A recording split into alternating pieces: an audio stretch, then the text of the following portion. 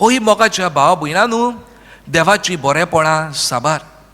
आनी साबार म्हणटकूच आमी साबार तरेन देवाक दिनवासूंक गरज. भयणी भावांनो, कालच्या दिसा एक धाकटोसो क्लिप म्हाका वॉट्सॅपार धाडलेलो एका फादरान.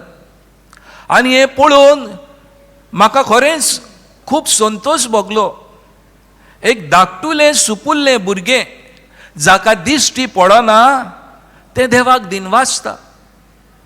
आनी दिनवासून अशें म्हणटा की जोरी तर म्हाका दिश्टी पडना पूण हांव जाणा देव म्हजी पावलां कशे भाशेन व्हरता पळय तो. म्हजी आवय बापूय म्हाका ना तरी पूण हांव देवाक दिनवासता, कित्याक हांव जाणा देव म्हज्या जिवितान वेगवेगळे तरेन वेगवेगळ्या भासांनी वेगवेगळी ओचोरियां विजमिता कोत्ता.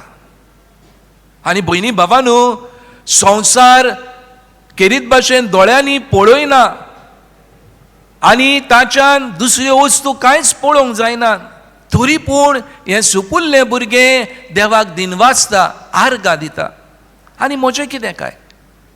आनी ह्याच पासत आयच्या वाचपांनी आमी नदर घातली जाल्यार 3 वस्तूचेर आमी नदर घालून केरीत भाशेन देवाक कशे भाशेन दिनवासूंक जाता, ओ कशे भाशेन देवाक दिनवासूंक जावं हाचेर आमी नदर घालुया.